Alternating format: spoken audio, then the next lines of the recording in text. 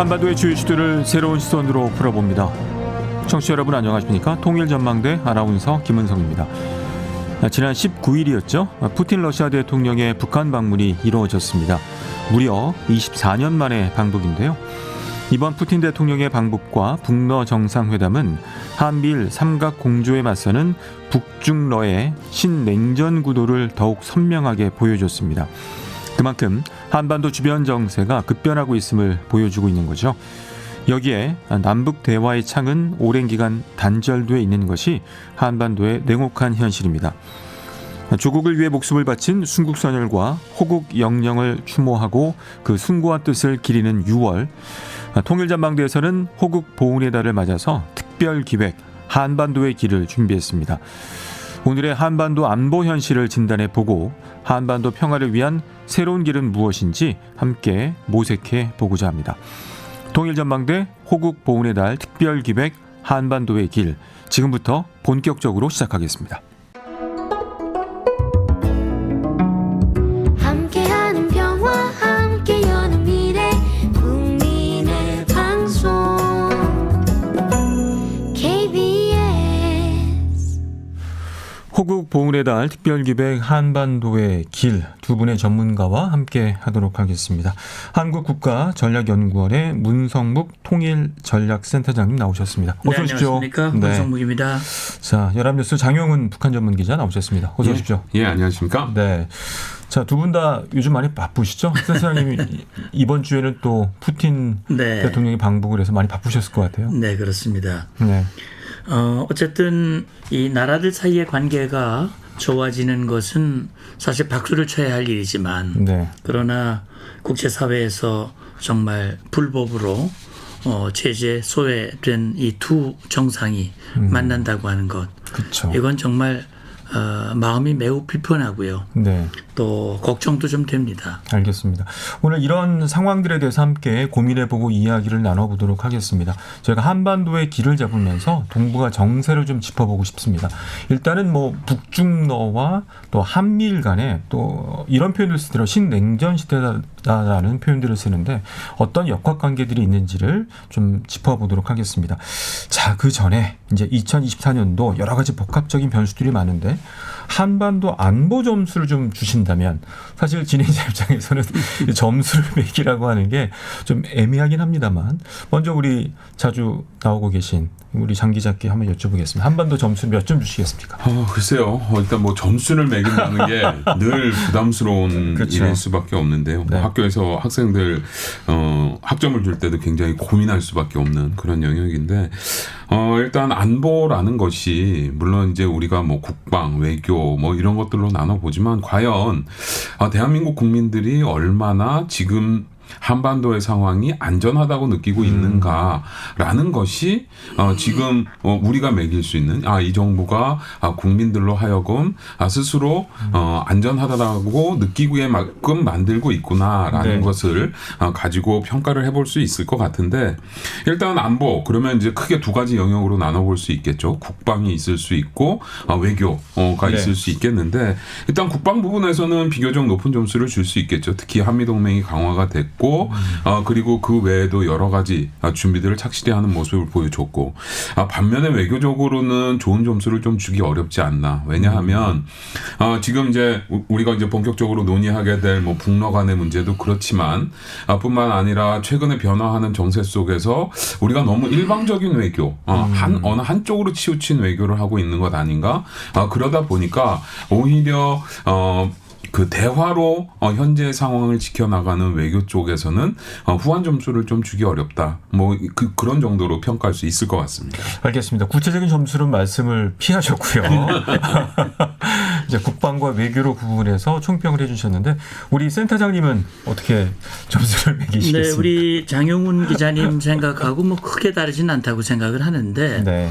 저는 이제 지금 장 기자님은 국방과 외교를 이렇게 구분을 하셨는데, 저는 안보라고 하는 것은 위협과 대응이라고 생각을 해요. 위협의 크기는 어떤데 거기에 대한 대응은 어떠냐. 그래서 국민들이 위협과 대응을 비교했을 때 우리가 그 위협을 충분히 막을 수 있다 또는 그렇지 않다라는 접근이 가능할 것 같거든요. 장 기자님도 국방안보 분야에서는 좋은 점수를 주셨는데 사실 그동안 우리가 남북관계 개선이라고 하는 이유로 사실 한미동맹 연합연습이 제대로 되지 않았던 그런 시기도 있었습니다. 그러나 지금은 동맹이 복원이 되고 특히 한미연합연습이라든지 작년에 워싱턴 선언에 의해서 확장 억제가 일체형으로 신뢰성과 실효성이 높아졌고요. 특히 한미일 뒤에 나오겠습니다만 네. 안보 협력을 통해서 우리의 대비 태세가 확고하다. 그래서 북한 핵미사일 위협 또 그걸 지지하고 지원하는 러시아 그리고 또 중국도 역시 북한을 두둔하고 있고 이런 상황 속에서 우리가 그런 대비 태세는 상당히 잘 갖추고 있다. 물론 빈틈이 있을 수도 있겠습니다만 네. 그걸 최소화하기 위한 그런 노력을 계속하고 있고 다만 외교 분야에 대해서 이제 장 기자님 생각하고 제가 약간 다른 점은 뭐냐면 이게 사실 외교를 우리가 못해서인가 아니면 아까 진행자님이 초두에 신냉전이라는 표현을 쓰셨지만 우리가 어떻게 하기가 어려운 그런 어떤 그 질서, 네. 그 질서 속에서 우리는 나름 우리 자유와 평화와 가치를 지키기 위한 그런 가치 외교를 하면서 동시에 중국과 러시아 그리고 북한과도 대화의 문을 열어놓고 있다. 저는 그렇게 이해하고 있습니다. 알겠습니다. 위협과 대응이라는 것으로 풀어주셨는데 이제 위협적인 부분들, 이제 북한이 최근에 오물풍선이라든가 뭐 전파 교란이라든가 새로운 접근들이 있기 때문에 이 문제는 또 잠시 뒤에 또 짚어보도록 하겠습니다. 자, 우리가 이제 특집하는 그 이번 주에 또 핫 이벤트가 있었죠. 푸틴 러시아 대통령의 방북이었습니다. 이 내용을 일단 장 기자께서 좀 정리를 해주시죠. 예, 푸틴 대통령이 이제 당초에 네. 북한이나 러시아에서 발표를 한 걸 보면 18일부터 19일까지 1박 2일간 북한을 방문을 하게 될 거다라고 발표를 했었습니다. 그런데 푸틴 대통령이 19일 새벽 2시 좀 넘은 시각에 평양에 도착을 했고요. 그러다 보니까 어떻게 보면 이제 당일치기 방북이 그렇죠. 됐다라고 보시면 될 것 같고 당일치기이기는 했지만 푸틴 대통령이 굉장히 빡빡한 일정을 소화를 했습니다.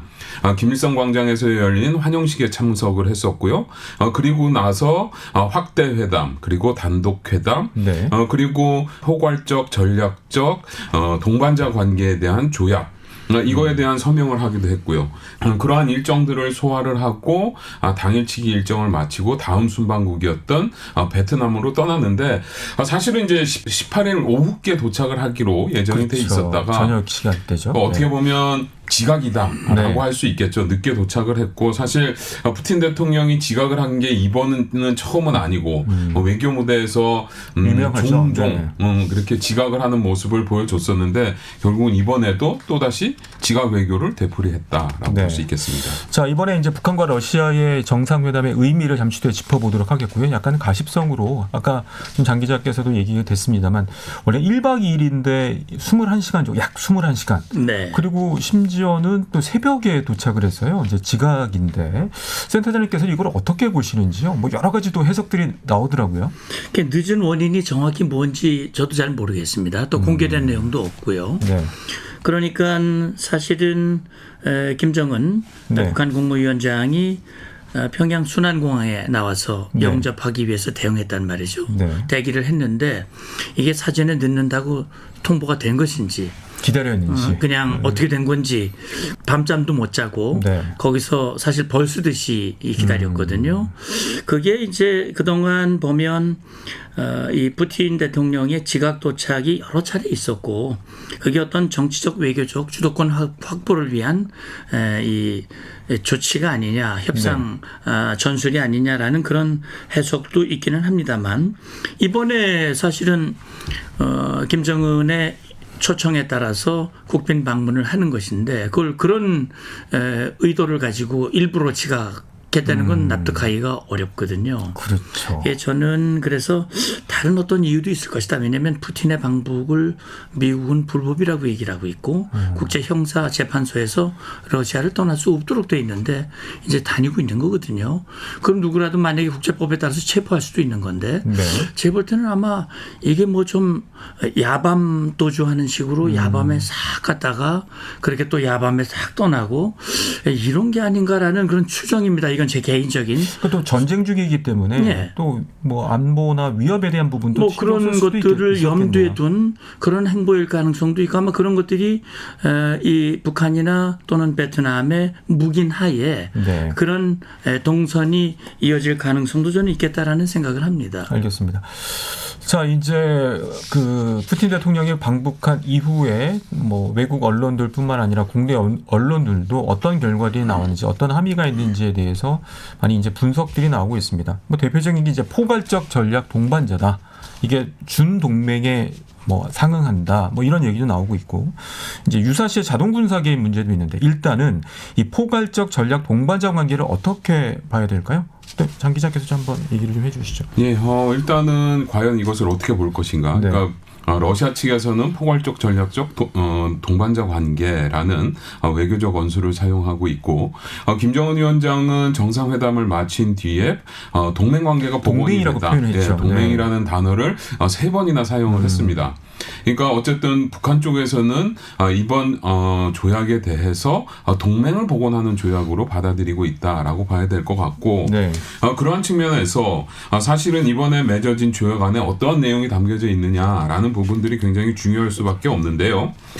북한이 공개한 조약 전문에 보면 이번 조약 내용의 제4조에 보면 쌍방 중에 어느 일방이 무력 침공을 받게 된다면 자기가 보유하고 있는 모든 수단으로 군사적 기타 원조를 제공한다. 특히 지체 없이 제공을 한다라고 되어 있습니다. 사실 이거는 과거 소련과 북한이 1961년에 맺었었던 우호 조약 안에 있었다가 네. 1996년에 러시아 연방에서 폐기를 했었던 조항이거든요.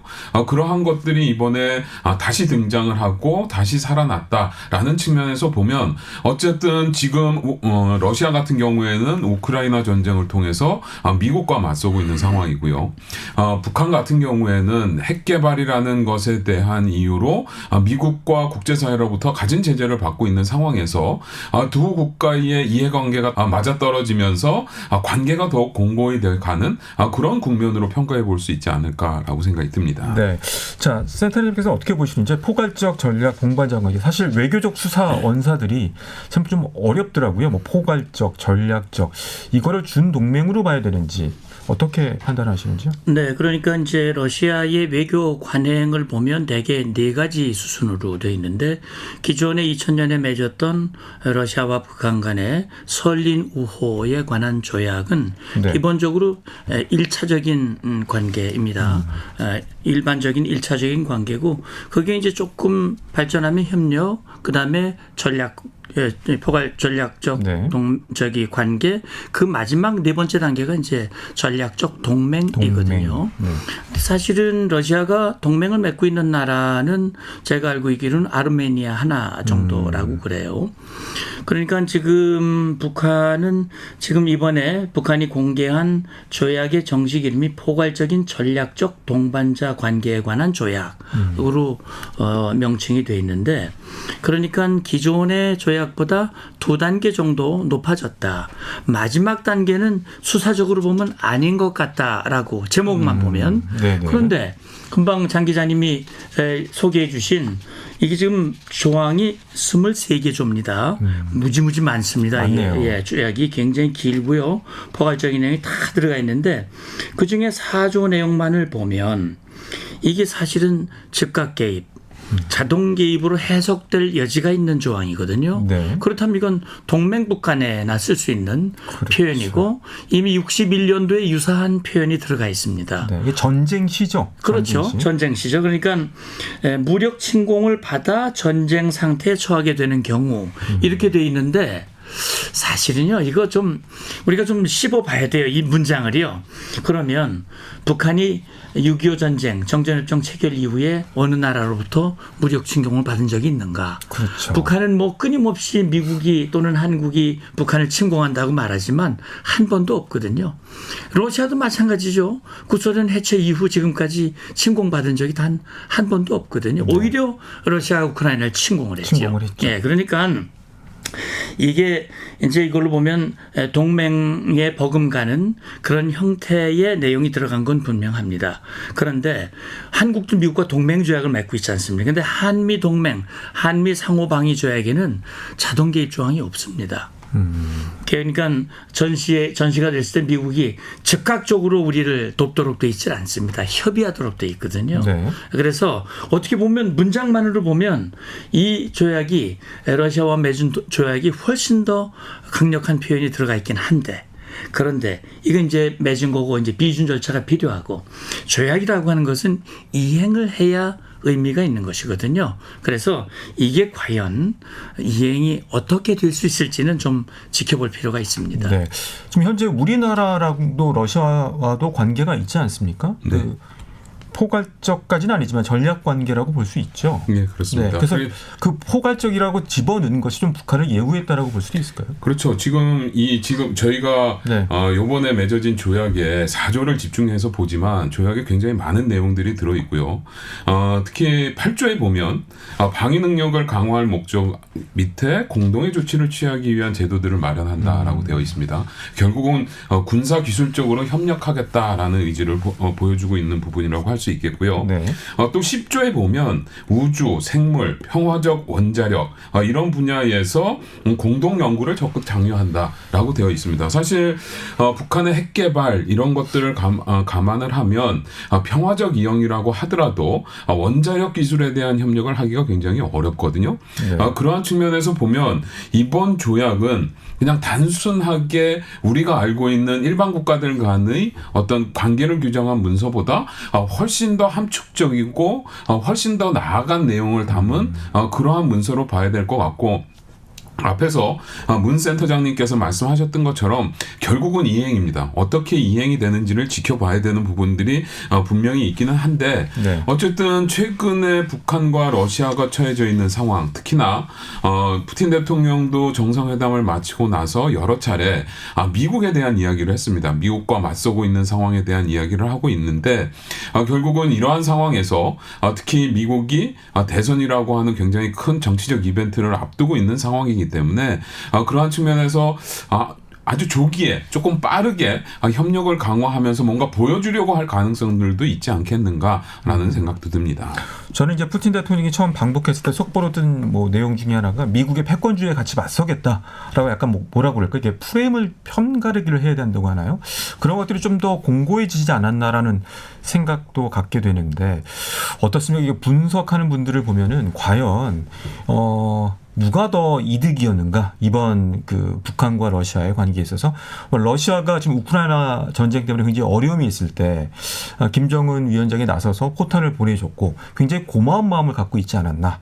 그래서 양쪽에 약간 실익을 따져본다면 어느 쪽에 조금 더 이득이 있었다라고 센터장님 보시는지요? 예, 그 뭐 객관적으로 네. 또는 수치로 표현할 수 있을지는 모르겠습니다만 네. 일단 이번에 아쉬운 쪽은 분명히 김정은이었습니다. 북한이 아쉬움이 더 많았죠. 사실 물론 우크라이나 전쟁이 길어지면서 포탄 또 미사일 이런 무기 장비가 부족하고 이런 상황 속에서 푸틴이 김정은의 손을 잡았고 김정은이 여기에 적극 호응을 하면서 지금 어떻게 보면 이렇게 이제 우리 국제사회에서 뭐 저는 그런 표현을 씁니다만 불법의 브로맨스다. 뭐 이 악당 간의 협약이다. 저는 그렇게 표현을 하는데 뭐 아시다시피 푸틴은 우크라이나 침공 그 전에 2014년에 크림 반도를 무법으로 점령을 해버렸고요. 지금 말씀하신 대로 뭐 패권에 맞선다고 그러는데 사실은 푸틴 중심의 패권을 더 만들려고 하는 거죠. 다시 말하면 다자 질서. 지금 미국 중심의 중심의 질서 또는 거기에 이제 중국이 맞서는 상황에서 러시아도 중요한 행위자로서 다자 질서의 한 파티의 패권을 잡겠다라고 하는 그런 의지를 가지고 있는 것이고 네. 그 패권을 잡는 과정에서 지금 김정은이 적극 동참을 하면서 이번에 보면 무조건적으로 푸틴을 지지하겠다 그랬거든요. 그렇죠. 일관되게 앞으로도 지지할 것이고 무조건적으로 지지하겠다. 이렇게 지지해 주는 사람이 있다는 건 푸틴으로서는 고맙기가 짝이가 없겠죠. 그러니까 이번에 김정은이 푸틴이 방문한 걸 하는 걸 간절히 원했는데 왜 그러냐면 사실 김정은이 어렵지 않습니까? 북한 주민들 굶어 죽어가는 사람들 많죠. 남측의 문화에 물들어서 내부 통제가 어려워지는 부분도 있고 김정은이 고민이 깊거든요. 그렇기 때문에 이국가론도 내세웠고 했는데 어쨌든 푸틴을 평양으로 불러서 이제 김정은의 외교 업적을 한층 높여가지고 그래서 북한 주민들의 마음을 다 잡고 자기의 권력을 좀 더 공고화시키려고 하는 그런 의지가 강했거든요. 저는 이번에 그 보면서 북한 주민들에게 굉장히 치근한 마음이 많이 생겼어요. 그 무더운 날씨에 나와가지고 그 광장에서. 그 광장에서 뜨거운 광장에서 그런 걸 보면서 이게 누굴 위한 것인가? 이게 정말 북한 주민들을 위한 것인가? 김정은 1인 권력을 강화하기 위한 것인가? 이런 부분에 대해서 굉장히 마음이 아픈 생각이 들었어요. 어쨌든 제가 볼 때는 아마 김정은에게는 큰 선물을 준 겁니다. 예, 큰 줬는데 뭐 푸틴으로서도 득이 없는 건 아니죠. 아주 든든한 원군을 얻었고 또 우크라이나 전쟁이 언제 끝날지 모르는데 지속적으로 이 푸틴의 무기공장, 군수공장 역할을 해주겠다고 약속을 했으니까 네. 그런 부분에서는 푸틴도 적지 않고 이게 결국 미국과 서방을 향한 러시아의 목소리를 메시지. 낸 그런 부분도 있고요. 네, 푸틴 입장에서는 굉장히 고마웠을 것 같아요. 물론 불발탄이 많다고는 합니다만 그래도 든든하게 포탄도 지원을 해주고 그래서 그런지 이번에 리무진도 또 선물을 했다고 하고요. 그 장 기자가 보실 때는 누가 더 또 실익이 있었다고 보시는지? 일단 단기적으로는 김정은 위원장의 실익이 굉장히 컸다라고 볼 수 있겠죠. 네. 일단은 외교적으로 굉장히 든든한 우군 뒷배를 법 제도적으로 명확히 한 거죠. 이번 조약을 맺음으로써 네. 러시아라고 하는 어쨌든 세계를 호령하는 강대국 중에 하나니까요. 그러한 러시아가 든든한 자신의 뒷배다라는 것을 명확히 했고 뿐만 아니라 이번 조약의 내용에 보면 단순히 군사적 지원뿐만 아니라 경제적으로도 다방면적으로 협력하겠다라는 의지를 분명히 하고 있고 네. 특히나 푸틴 대통령은 이번에 와서 이야기를 하면서 미국 주도의 제재 질서에 대한 반감을 노골적으로 드러냈습니다. 사실 이 제재 질서에 대한 반감은 북한으로서도 굉장히 불만스러운 대목이거든요. 결국 그렇다라고 한다면 제재를 받고 있는 두 나라 러시아와 북한이 협력을 함으로써 경제적으로 뭔가 북한이 실익을 취할 수 있는 영역이 분명히 생겼다라고 볼 수 있겠는데 단기적으로는 이런데요. 과연 이게 장기적으로 북한에게 큰 이득이 될 수 있을 것인가? 라는 부분을 생각해 보면 어떻게 보면 북한 입장에서는 러시아에 대한 종속성이 강화된다라는 측면에서 보면 그러니까 외교적 자율성 이런 것들을 확보하기 좀 어려운 국면이 생길 수도 있다라고 생각을 하는데요. 네. 특히 이번에 조약의 제3조에 보면 평시에 군사적으로 협력하는 부분들에 대한 규정들이 나오는데 여기에 네. 보면 일단은 그러니까 위협이 조성되는 경우를 상정을 해서 양측이 쌍무협상 통로를 가동해서 지속적으로 협의를 한다라는 내용을 담고 있습니다. 결국은 평시에도 꾸준히 북한과 러시아가 소통을 하고 정세를 판단을 하겠다라는 것인데 이러한 상황에서 만약에 러시아가 북한의 어떤 행위를 제어하려고 하거나 만약 아니면 좌우하려고 한다고 했을 때 과연 북한이 러시아의 말을 거스를 수 있을 것인가 그런 측면에서 보면 장기적으로는 북한의 외교적 자율성을 침해하는 측면이 꽤 클 수도 있다라는 생각을 해보게 됩니다. 네, 알겠습니다. 자, 오늘 통일전망대 호국보훈의 달 특별기획 한반도의 길 한국국가전략연구원 문성묵 통일전략센터장 또 연합뉴스 장영훈 북한 전문 기자와 함께하고 있습니다.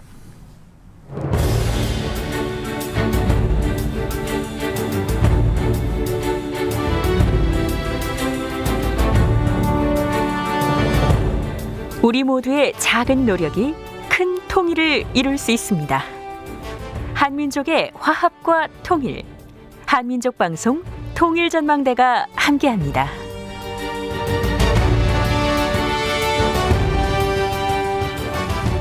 네, 한반도의 길, 동북아 정세에 대해서 짚어보고 있습니다. 이번 주에 워낙 중요한 푸틴 대통령의 이제 방북이 있어서 그 관련해서 계속해서 이야기를 이끌어가고 있는데요. 자, 이번엔 중국의 입장을 좀 살펴보도록 하겠습니다. 중국 대변인의 그런 발표를 보니까 그렇게 이렇게 약간 무미건조하다고 해야 될까요? 네. 그럼 어떻게 중국 입장에서는 어떻게 이걸 받아들이고 있을지도 궁금합니다. 센터장님 어떻게 보시는지요? 사실은 중국과 북한은 이미 동맹조약이 맺어져 있죠. 네. 그래서 북한의 상황이 발생하면 자동 개입하도록 이미 돼 있습니다. 그런데 보면 지금 작년 9월 김정은의 보스토친이 푸틴과의 회담 이후 중국과 북한 사이를 보면 북한 러시아에 비해서는 북한 중국 관계가 다소 좀 소원하지 않느냐라는 그런 느낌이 드는 네. 그런 일련의 일들이 좀 있어요. 네. 예를 들면 지난번 푸틴이 취임하고 중국을 방문해서 시진핑 주석과 회담을 했고 그때도 뭐 상당히 아주 바쁜 시간을 행보를 보였었는데 하얼빈에 갔었거든요. 그래서 일각에서는 푸틴이 뭐 하얼빈까지 왔으니까 평양 그리 멀지 않으니까 그쵸. 가지 않겠나. 네네네. 그런 이 추정들을 했지만 안 갔거든요. 안 간 게 뭐 어떤 이유가 있는지는 모르지만 그러나 지금 생각해 봤을 때는 아마 중국의 입장을 배려한 것이 아닌가. 중국으로서는 시진핑과의 회담에 이목이 집중되고 그런 상황이 더 부각이 돼야 되는데 만약에 평양을 가게 된다면 그게 또 그게 주목받겠죠. 희석이 네. 될 수 있다는 그런 부분 때문에 사실 다시 모스크바로 돌아갔다가 이번에 일정을 새로 잡아서 평양을 간 그런 케이스거든요. 그리고 푸틴의 방북에 대해서 외교부 입장을 요구했을 때 그 일상적인 네, 국가 양국 간의 간의 관계다. 양국 간의 네. 관계다라고 뭐 제3자적인 그런 좀 약간 시큰둥한 듯한 그런 아주 건조하게 얘기했죠. 그런 네. 무미건조한 그런 얘기를 좀 했는데 왜 그러냐면 지금 중국 보면은요 얼마 전에 한일중 정상회의가 거의 5년 만에 복원이 됐거든요. 그렇죠. 네. 사실 중국 입장에서는 미국과 척을 지고 갈등을 하고는 있지만 미국과 대응을 하고 있지만 한국과 일본마저 그렇게 방치할 이유는 없다. 적어도 한국과 일본을 최대한 중국으로 좀 끌어들여야 된다라는 계산이 아마 섰을 것 같아요. 그런 차원에서 3자 정상회담을 했고 또 3자 정상회의를 계기로 한중 정상회담도 했지 않습니까? 그 한중 정상회담에서 외교 안보 대화 그걸 차관급으로 격상하고 네. 공교롭게도 푸틴이 그렇죠. 평양에 가는 예정됐던 그날 한중 외교 안보 대화가 열렸어요. 그러니까 이건 아주 묘한 그림이 된 거거든요. 그래서 지금 뭐 한미일 북중러 그런 얘기를 하지만 지금 북한을 외교적 자산으로 전략적 자산으로 여기는 부분에서는 러시아와 중국이 크게 다르지 않습니다만 네. 3자 협력과 그걸 통해서 얻는 이익과 불이익 거기에 대한 계산은 중국과 러시아가 좀 다르기 때문에 네. 이번 푸틴의 방북 또 북한과 러시아 간의 이런 포괄적인 전략적 동반자 관계 조약 맺어진 이런 상황에 대해서 보는 관점이 조금 다르다라는 점이 느껴집니다. 그렇군요. 뭐 큰 틀에서야 뭐 북중러가 다 이제 친하다고 합니다만 그냥 개인적으로 봤을 때는 나랑 친했던 사람이 더 친한 사람이 생겨버리면 약간 기분은 안 좋을 것 같아요. 장 기자 어떻게 보세요? 예, 그렇죠. 아무래도 그러니까 특히 그러한 관계를 잘 이용하는 게 북한인 것 같습니다. 그러니까는 중국하고 가까울 때는 중국하고 바싹 가까워지면서 러시아가 조금 애가 닳게 하는 측면이 네. 있고 또 러시아하고 가까워지면서 중국의 애를 낳게 하고 이렇게 중간에서 왔다 갔다 하면서 그러니까 북한에서는 그래서 그런 걸 이제 우리가 외교적으로 뭐 불가근 불가원 해서 적절한 거리. 적절하게 거리를 두면서 밀고 당기기 요즘 말로 밀당이라는 걸 북한이 외교적으로 하고 있는 거 아닌가라는 생각이 드는데 어쨌든 시기적으로 지금은 러시아와의 관계에 북한이 굉장히 집중하고 공을 들이는 시기다라고 볼 수 있을 것 같고 특히나 이번에 러시아 러시아 푸틴 대통령이 북한을 방문하면서 노동신문에 기고문을 하나 보냈습니다. 네. 그 기고문에 보면 유라시아 안보 구도를 만들겠다라는 이야기를 합니다. 이 유라시아 안보 구도에 대한 언급은 지난달에 시진핑 국가주석을 만났을 때도 푸틴 대통령이 시진핑 주석에게 했던 얘기인데요. 결국은 푸틴 대통령은 동유럽에서 그 다음에 동북아에 있는 북한까지를 포괄하는 대륙 중심의 유라시아 안보 구조를 염두에 두고 지금 북한과의 관계를 풀어나가고 있는 것 같은데 네. 중국은 조금 생각이 다르죠. 그러니까 중국은 단순히 대륙에 머무르려고 하는 것이 아니라 해양으로 나가려고 하는 의지가 굉장히 큽니다. 그러다 보니까 지금 남중국해 문제도 그러한 연장에서 발생을 하고 있는 것이고 대만 문제도 그런 문제 중에 하나로 볼 수 있을 것 같은데 그러한 측면에서 보면 서로 간의 입장 차이가 조금 있고 그리고 그러한 입장 차이 속에서 북한이 누릴 수 있는 정치, 외교, 경제적 혜택도 조금씩 다르기 때문에 그 시기별로 북한이 굉장히 그러한 것들을 잘 활용하고 있는 그런 국면으로 볼 수 있지 않을까라는 생각이 듭니다. 네. 사실 뭐 그동안 보면 북한이 사실 지금 북한이라고 하는 정권을 세운 장본인이 지금 러시아의 전신인 소련이란 말이죠. 구소련. 구소련과 사실은 뭐 당시 스탈린이 김일성 소련군 대위계급장을 달았던 김일성을 앞세워서 북한 정권을 세웠고 네. 그리고 6.25 전쟁을 일으켜서 결국은 한반도 전체를 공산화시키려고 시도를 했었단 말이죠. 물론 실패했습니다만. 그리고 이제 동맹조약을 맺은 게 61년도인데 그거는 한미 동맹에 대응하기 위한 그런 조치라고 봐야 되는 거거든요. 그런데 동맹조약을 맺고 나서 그 북한과 구소련과의 관계가 썩 늘 좋은 거 아니었어요.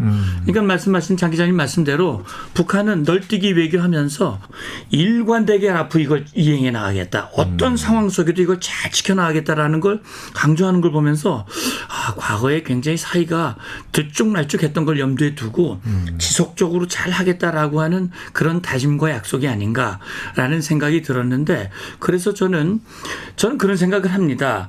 이제 푸틴도 장기적이라는 말을 했고 김정은도 그런 얘기를 했지만 과연 그럴까 하는 부분은 아직도 의문에 남습니다. 왜냐하면 지금 푸틴의 그 계산 소위 말하는 유라시아를 중심으로 하는 안보 질서를 만들어서 나토에 대항하고 이 러시아가 정주국이 되고자 하는 그런 의지가 과연 이루어질 수 있을까? 그렇군요. 그 과정에서 과연 북한이 어떤 역할을 할 수 있을까라는 그것이 앞으로의 이 양자 관계를 규정하는 그런 것이 됐을 것이고 역시 그 과정에서 중국은 사실은 아시다시피 중국몽을 앞세우고 있지 않습니까? 네. 미국을 밀어내고 전 세계 질서를 중국 중심의 질서를 만들겠다라고 하는 것이기 때문에 사실은 푸틴과 생각이 좀 다르다 이렇게 볼 수 있습니다. 뭐 중국과 러시아가 동북아 정세를 보는 시각의 뉘앙스는 다르겠습니다만 기본적으로 이 북중러가 가까워지고 있다. 다자주의를 가고 있다는 것은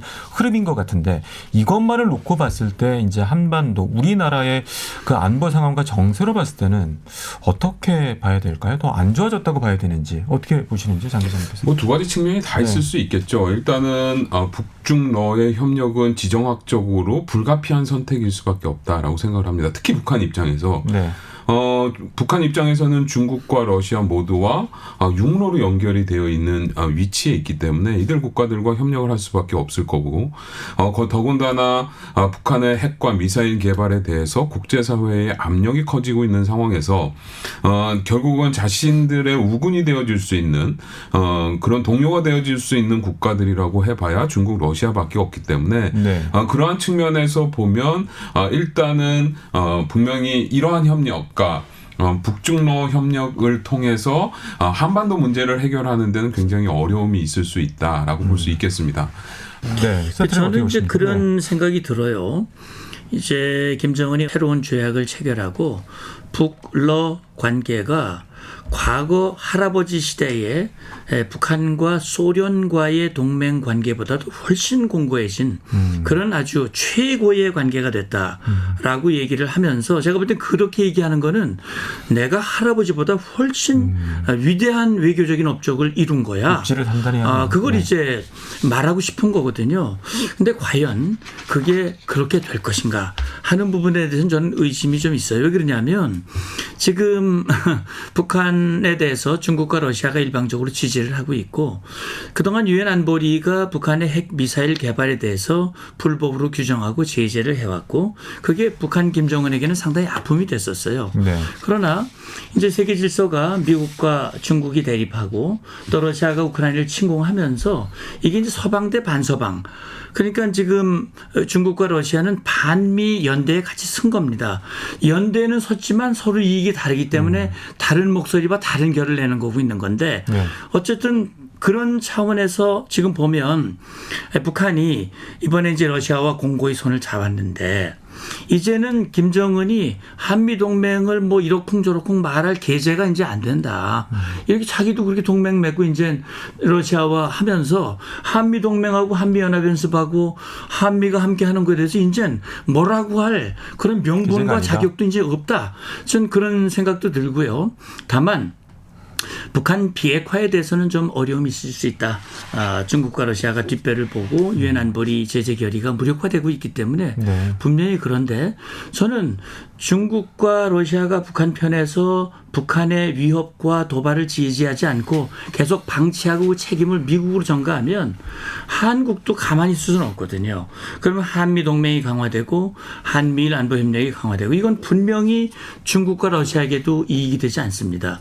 예, 그런 차원에서 봤을 때는 우리에게 안보적 측면에서 위협과 위기는 되지만 그것이 우리의 대응 태세를 강화하는 기회도 되고 있는 측면이 분명히 있습니다. 네. 예, 그런 차원에서는 우리가 두 가지를 같이 보면서 위기는 최대한 넓혀나가고 네. 위협은 줄여나가는 그런 지혜와 노력이 좀 필요하다고 봅니다.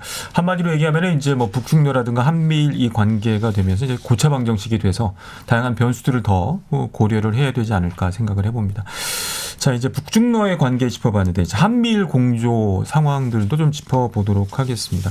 또 자연스럽게 북중러가 되면서 또 한미일도 같이 뭐 연합훈련도 하고 그 현 그 공조 상황을 어떻게 평가하시는지요, 세 대장님? 예, 저는 뭐 일각에서는 조금 우려의 목소리로 보시는 분들도 계십니다만 지금 아시다시피 북한의 핵미사일 위협이 고도화되고 있지 않습니까? 북한이 지금 핵탄두를 몇 개 가지고 있겠느냐.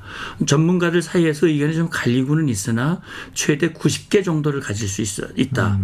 90개면은요, 이거 어마어마한 겁니다. 그렇죠. 그리고 북한이 단거리 미사일부터 장거리 미사일까지 다 보유하고 있고 최근 3년 동안 북한이 미사일 발사 도발을 했는데 그중에 60%가 단거리입니다.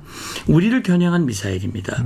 그리고 김정은이 작년 연말에 교전국 관계를 선포하면서 이제는 서울도 핵 관역이라고 얘기를 했고 핵무력 정책법을 제정하면서 핵 방아쇠가 이제 딱 있다라고 협박을 하고 있거든요. 그런 상황에서 우리가 한미 동맹을 강화했지만 사실은 한미일이 어려웠어요. 왜 그러냐면 한일 관계가 불편했지 않습니까? 수년 동안. 네. 제가 봤을 때는 한일 관계가 이보다 더 나쁠 수는 없다 할 정도로 굉장히 나빴었는데 작년 3월에 윤 대통령의 결단으로 한일 관계가 복원이 됐는데 한일 관계 복원은 바이든 미국 대통령이 간절히 원하던 거였어요. 왜냐하면 한미 동맹, 미일 동맹은 있지만 한미일 협력이 어려운 거예요. 한일 관계가 나쁘기 때문에. 그런데 한일 관계가 복원이 되면서 이제는 한미일이 함께 할 수 있는 기회가 됐고 작년 8월에 정말 역사적인 합의가 이루어졌습니다. 캠프 데이비드 합의에서 정상회담이 있었고 네. 중요한 합의가 이루어졌고요. 그래서 그 합의를 이행하는 과정에서 지난 연말부터 시작해서 북한이 미사일을 발사하면 실시간 한미일이 정보를 공유할 수 있게 되지 않습니까? 그리고 이번에 이제 한미 훈련과 미일 훈련을 합친 한미일 이 프리덤 엣지 연습을 하도록 돼 있거든요. 이것은 북한의 핵미사일 위협, 그걸 러시아와 중국이 지지하고 도와주고 있고 기술 협력을 하고 있고, 이런 위협의 상황을 대처할 수 있는 그런 대응 태세를 강화하는 그런 측면에서 우리에게는 어떤 기회의 측면, 아까 말씀드린 대로 그런 부분이 있다고 저는 봅니다. 네. 장 기자님은 어떻게 한미일 현재 공조 상황 어떻게 평가하시는지요? 역시 이중적이라고 볼 수 있을 것 같아요. 하나는 현재 한반도 상황에서 생겨날 수 있는 어떤 군사적, 안보적 위협에 대해서 이러한 위협들을 관리하기 위한 불가피한 선택이라는 측면이 하나 있을 수 있을 것 같고요. 하지만 또 그것이 역설적이지만 한반도의 위기 상황을 고조시키는 역할도 분명히 하고 있다는 거죠. 그러니까 한미일의 군사훈련을 통해서 북한의 어떤 나아가고 있는 핵미사일 능력에 대해서 제어하는 장치로서의 역할도 하지만 사실은 한미일 훈련을 하게 되면 거기에 대한 북한의 맞대응이 있고 그러한 것들이 한반도의 긴장의 수위를 높이는 측면도 있기 때문에 결국은 이러한 한미일 협력이라는 것 자체가 굉장히 이중적이다라고 볼 수 있을 것 같고요. 또한 이제 좀 장기적으로 보면 과연 일본의 역할을 과연 우리가 어디까지 허용할 수 있을 것인가라는 측면입니다. 한미 동맹인 건 분명하고요. 그리고 미국과 일본이 동맹인 건 분명한데 어쨌든 우리는 일본으로부터 침탈을 당했었던 역사를 분명히 가지고 있고 그렇기 때문에 동맹으로 전환해 나가는 것 자체가 굉장히 어렵다라는 측면에서 보면 과연 지속적으로 일본과 군사적 협력을 강화하는 방향으로 과연 우리가 나아갈 수 있는지 그리고 일본과의 군사적 협력을 우리가 어디까지 용인할 수 있는지 특히나 앞으로 독도 문제라든가 이러한 예민한 이슈들이 발생했을 때 그러한 것들을 지금 이러한 한미일 구도 속에서 어떻게 타개해 나갈 수 있을 것인지 이런 것들이 관건이 되지 않을까라는 생각을 해보게 됩니다. 그렇군요. 네, 저는 이제 장 기자님의 우려를 충분히 이해합니다. 이제 한일 관계라는 게 이중적인 관계 아닙니까?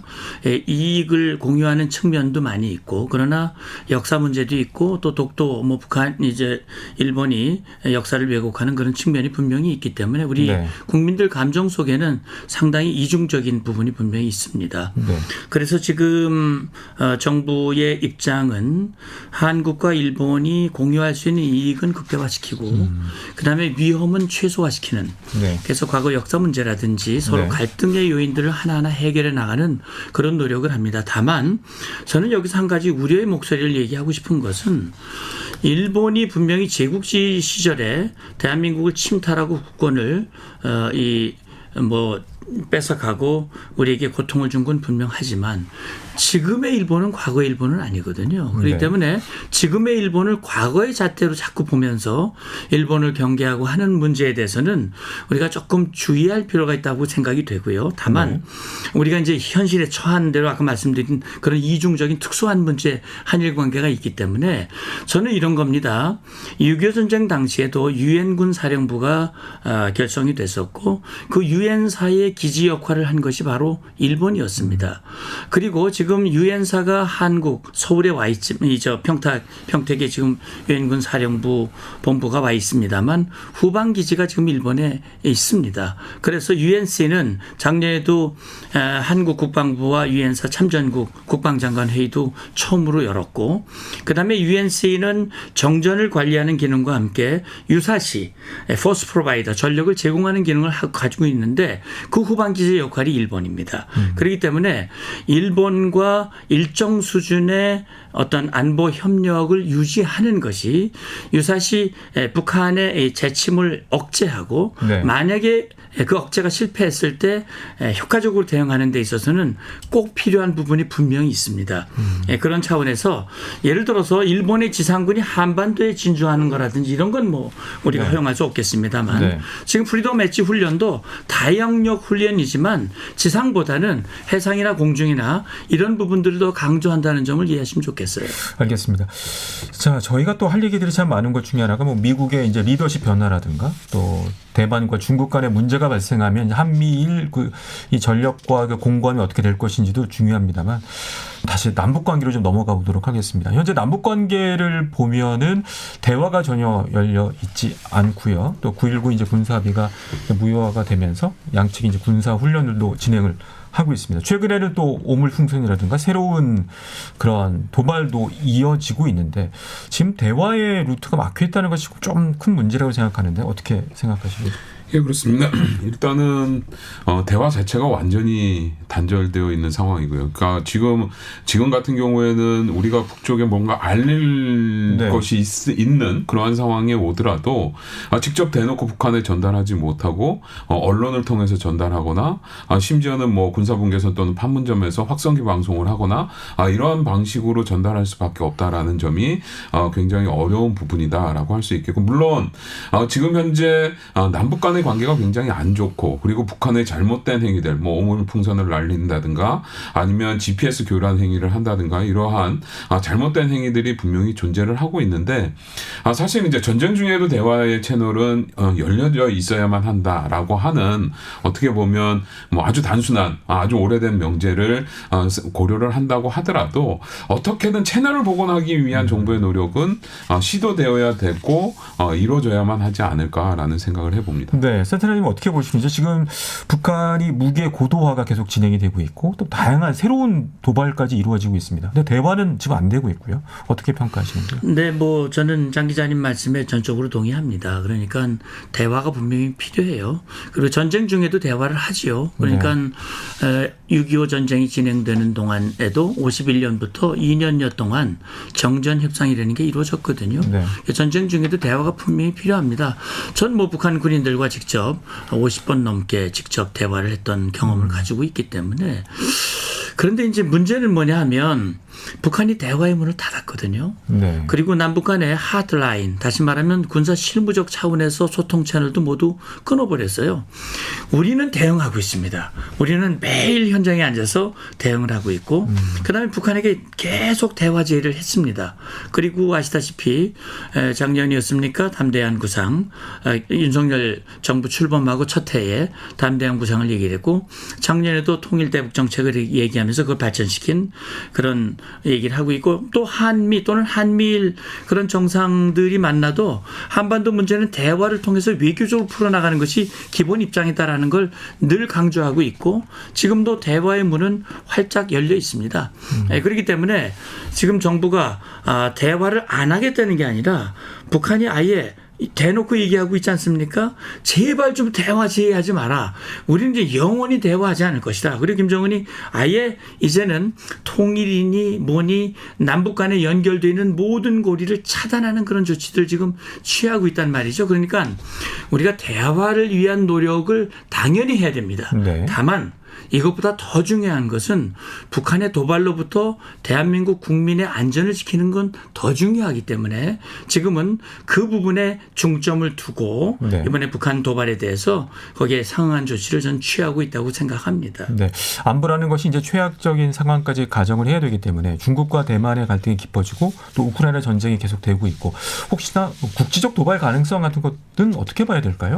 일단 북한에 의한 네네. 국지적 뭐 가능성이 있죠. 그리고 특히나 지금 이제 9.19 군사 합의를 사실상 북한이 파기를 한 상황이고, 그 뭐 국지적 도발이라는 것, 우발적 도발이라는 것은 사실은 별거 아닌 거에서 뭐 이렇게 서로 간에 총격전으로까지도 이어지는 그러한 상황이 생길 수 있기 때문에 언제든지 그러한 가능성은 있다. 뭐 서해상에서도 가능하고, 최근에 뭐 오물풍선 사례에서 보듯이 그러한 방식으로도 언제든지 충돌이 가능하기 때문에, 네. 그래서 사실은 어떻게 보면 소통 채널이 마련되어야 하고 서로 간의 진위가 무엇인지 파악하려는 노력들이 필요하지 않은가. 그런 측면에서 보면 앞에서 말씀드렸듯이 뭐 백 채널을 만든다든가 이러기 위한 우리 정부의 노력이 필요하지 않을까라는 생각을 합니다. 알겠습니다. 벌써 이제 마칠 시간이 다 됐네요. 참 두 분 말씀 잘 들었고요. 마지막으로 우리 센터장님께서 네. 이 한반도의 길 고차 방정식인데 네. 어떻게 이 여러 가지 저희가 역학관계를 보지 않았습니까? 네. 어떻게 극복해야 될지 마지막 말씀 부탁을 드리겠습니다. 예, 저는 뭐 군에 오래 몸담았던 사람 중에 하나로서 지금 상황에서는 처음에 우리가 이제 안보에 대한 점수를 매겼는데 안보보다 더 중요한 일은 없다고 생각합니다. 최근에 신원식 장관도 그런 얘기를 했어요. 남북 대화도 중요하고 관계 발전도 중요하지만 가장 중요한 것은 우리 국민의 생명을 지키는 일이다. 그런 차원에서 북한은 핵을 가지고 있고 우리는 핵을 안 가지고 있기 때문에 미국과 확장 억제, 해구산 이걸 공고히 하기 위한 그런 안보 노력을 강화하는 것은 매우 중요하다고 보고요. 그럼에도 불구하고 동시에 외교적인 노력이 이어져야 되거든요. 그래서 우리는 한미동맹을 기초로 하지만 동시에 우리와 가치를 함께하는 나라와 가치 외교를 하고 우리와 생각은 다르지만 그러나 그런 나라와도 소통의 넓이를 넓혀서 중국이라든지 러시아라든지 이번에 이제 러시아가 이렇게 북한과 했지만 저는 러시아와의 채널에서 진위가 뭔가 네. 그리고 정말 앞으로 한국과에 어떻게 할 것인가 이런 걸 얘기해서 계속 그런 외교적인 노력도 같이 했으면 좋겠습니다. 네, 알겠습니다. 한국국가전략연구원 문성욱 센터장님, 연합뉴스 장영훈 북한 전문 기자와 함께했습니다. 두 분 말씀 잘 들었습니다. 고맙습니다. 감사합니다. 통일전망대 호국 보훈의 달 특별기획 한반도의 길 여기서 마치겠습니다. 지금까지 아나운서 김은성이었습니다. 고맙습니다.